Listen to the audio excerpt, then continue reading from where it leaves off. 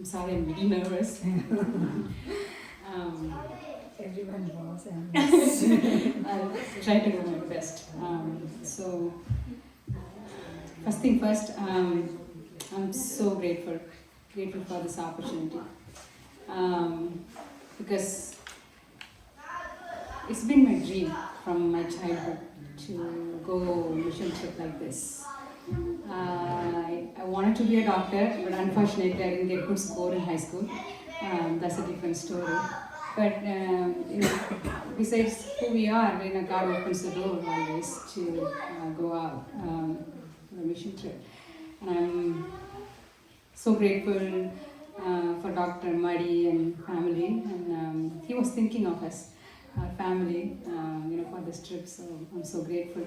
When we are in the center of God's will, God put right people in our way, and I believe Dr. Muddy and Veronica and the kids are one of those families, and we are so grateful for that.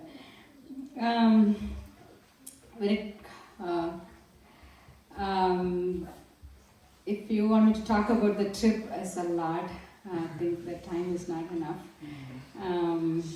First of all, before I go to the actual mission trip talking, the trip, like how personally, like from personal side, okay. So we had a very good time, like fun time. Like I really loved every single moment. I wish I could go back and live another week. Right? So we all met in Washington DC airport, and then within a couple of seconds we became a family, right? So we had so much fun talking. We bullied each other. I would start with Anusha. I cannot imagine this trip without her. She's so funny and she's a filler. And if everything is quiet, it's like, "Ooh, where is Anusha? Anusha, please say something. Don't be quiet." Right? She's such a hard worker. She's smart, and she wanted to learn so many things, and she was there to the ground.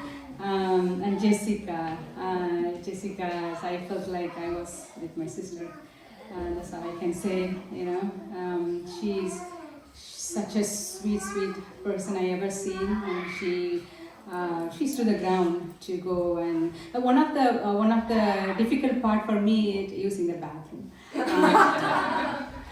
But when I looked at her, I felt guilty, because she didn't care.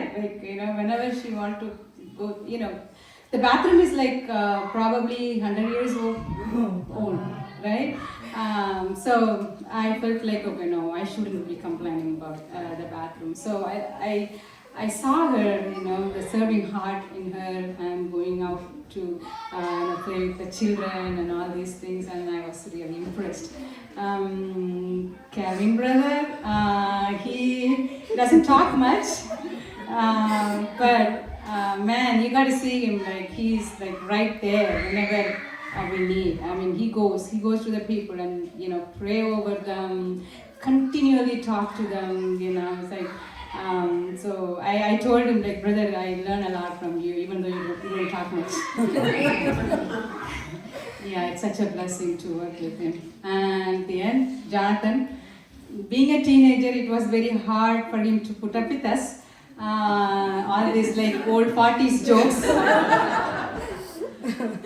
But he worked hard. As a teenager, I can say, he worked hard. I can see, the hardworking personality came from dad, mom. So I'm really thankful. Okay, so I have to talk about the stay, food, and all these things. Okay, so first thing in our mind, even I thought about it. Okay, going to Uganda, it's going to be like India, or like it's like another third world country. How we are going to manage, it's like that, because we heard like so many infections, like malaria, fever, other things like. But we just okay, it's fine. Like we will be okay, but doctor provided a very good care, I would say. He found a very good place for us to stay and very nice food. That's the best thing. You don't cook but you eat. So he took a good care of us. He's like a godfather, okay? Guys, you got to wash your hands before you eat because I don't want you to get sick. Don't eat anything outside. So all these things, he took care of us and he made sure every step of the way that we are okay, we are not upset, we are healthy, we are not missing our family, and during the travel, he took care of our luggages. I was like, ooh, we didn't do anything, literally. He took care of us. So it was such a blessing to, go the trip. And we have seen, during the entire trip, we have seen patients. We go to the clinic or the place like around 8:30. The people are already there, like at least 100 people. And like 10 o'clock, 11, 12, we could see people keep coming.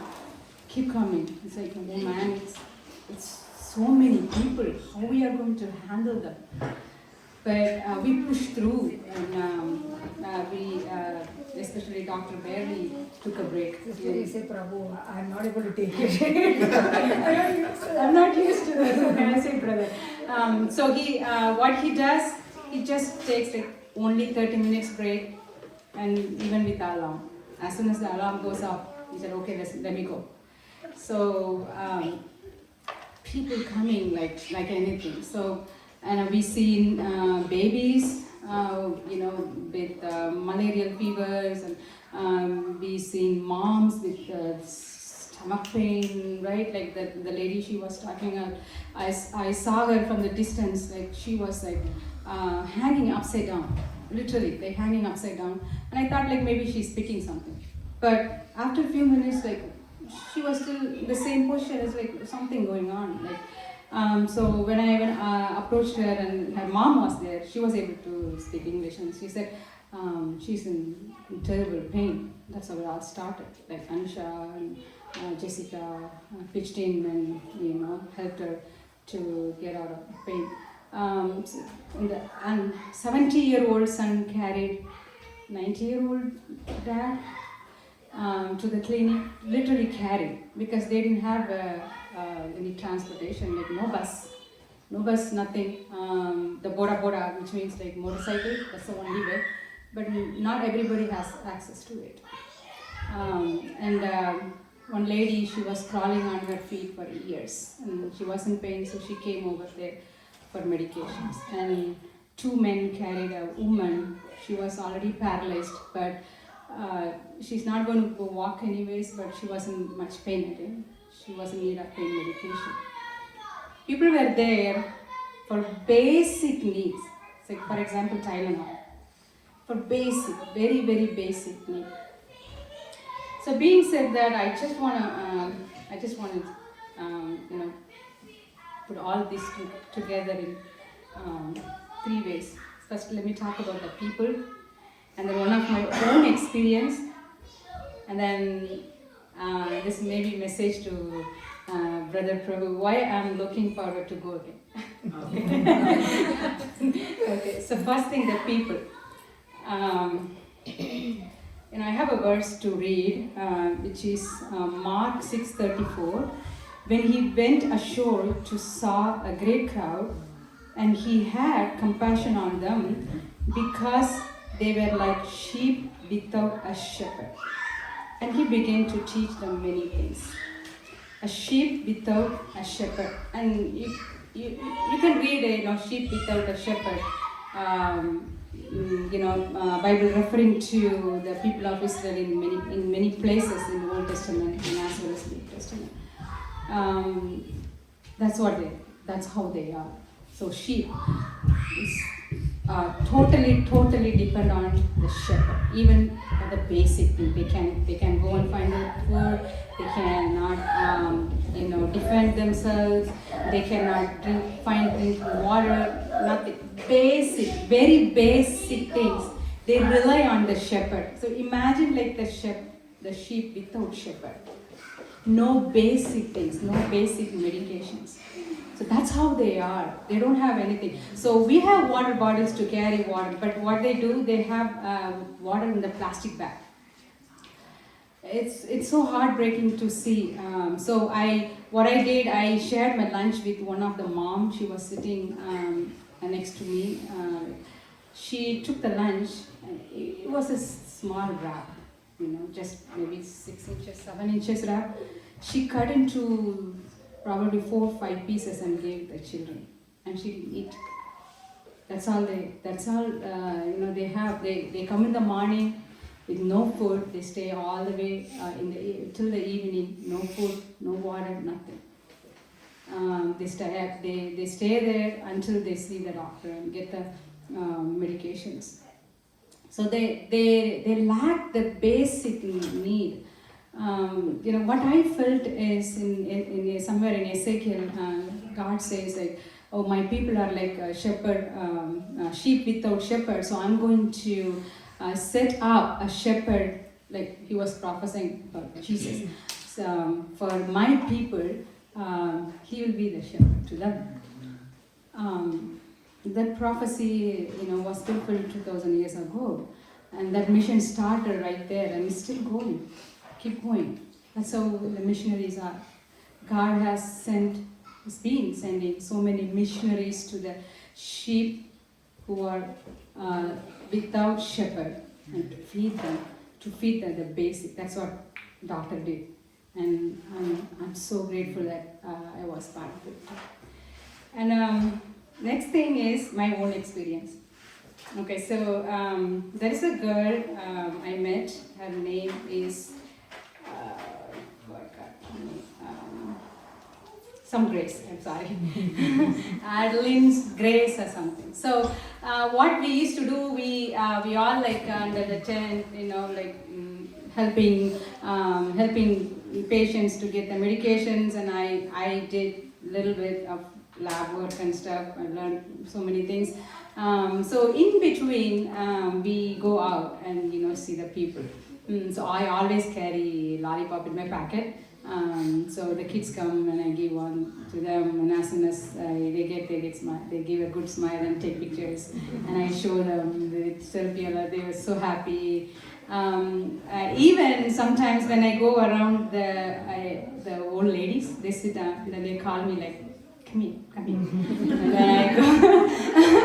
then I go next to them, they're like, sweet, please. The sucker. So the lollipop really helped us, right? So to engage with the kids, not only with the kids but with the others also, and even the old men. Then they were like posting the picture with the lollipop in their mouth. So one of the girls. I just went to talk to her and asked her name.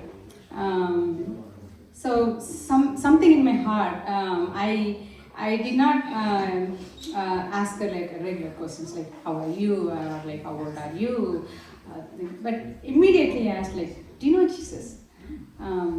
She was like, I know.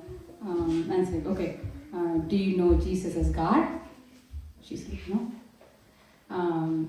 Okay, so you know why I'm asking this question? So I started sharing the gospel, and she was looking at my eyes and listening all these things like, so closely. She's like probably 12-year-old. And then I was like, after sharing the gospel, I said, you know what, you can be a child of God. You become a child of God when you believe that Jesus died on the cross for you, and all our sins are forgiven. I'm a sinner and you are a sinner. All these things I shared. I was like, do you want me to pray with you? Would you like to pray with me? Like maybe I can pray with you so you can follow me. She said yes. And then when we prayed, she prayed. As soon as we finished the prayer, she jumped on me and hugged me like anything. And I felt like God really working in her heart. So casually I left because I had to come to the tent to help them. And later in the evening, I didn't see her after that. She was in the campus though. But when we got in the car and we were about to leave, and I saw her, she was walking from the distance. And I was like, okay, let me go and give her, say bye.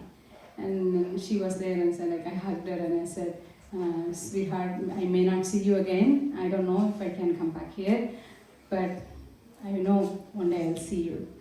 I don't know how to explain, but one day I'll see you. You know what? God is with you, and you do your best. God will take care of your life, your future. He's going to bless you, okay? She nodded her head, and again she hugged me. And that moment I felt like it felt like I'm hugging my own child. And I just said bye and then got in the car, and then the car was moving and I looked at her. I literally felt like I'm leaving my child there. I was like, it's weird, right? It's weird. It was really weird. I kept thinking of her. I don't know why I kept thinking of her so much. And her face disturbed me a lot. And I was like, I don't know, God, why I'm thinking like that? Why I felt like, first of all, like I left my kid right there. And then God reminded me of Paul saying, my dear children, my dear children.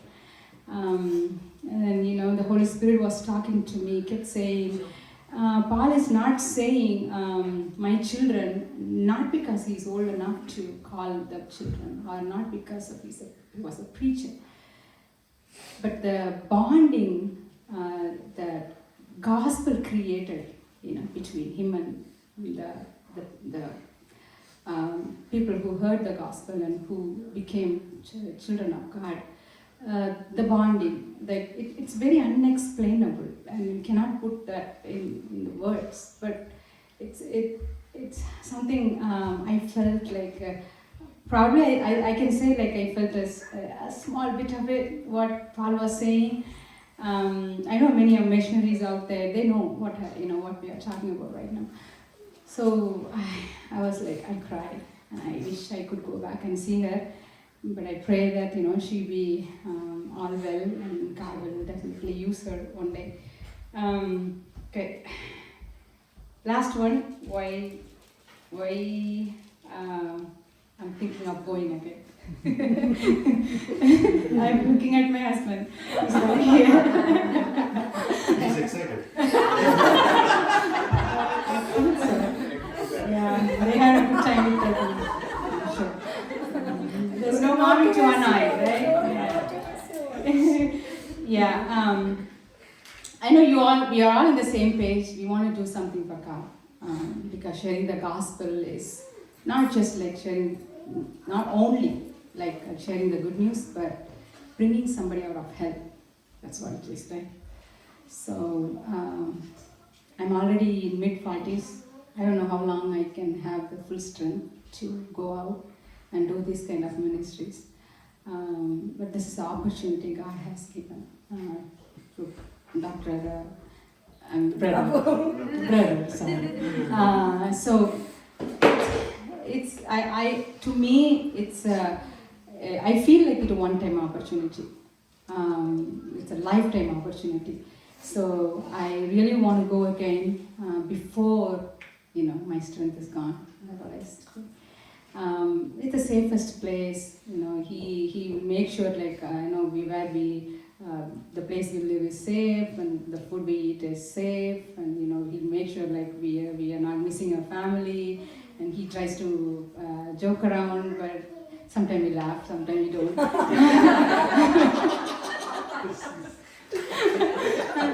Because he tried to make something, okay, do you know guys, in Uganda people like blah blah blah blah. I'm like, oh really? I was like, oh shit, no, I just kidding. I know that. So it's such a like a fun moment, like I would say it's better than the vacation we can go for. Definitely. Definitely. So again, I'm so grateful for the opportunity, and thank you, brother, for thinking of us, thinking of my family. The people in Uganda, they're so receptive, so lovely, so thankful. Even though they eat 1 meal a day, most of them, just 1 meal a day, but they never showed any frustration on their faces. Never showed. The whole trip, and every time when we go there, they call like mama, like respectfully mama. So they call me mama. So whenever I go next, I'm like mama, wafayo, wafayo, meaning like thank you so very much. So they call me mama, I call them mama. I don't know where it's going. So they're so grateful for even the smallest thing that we can give.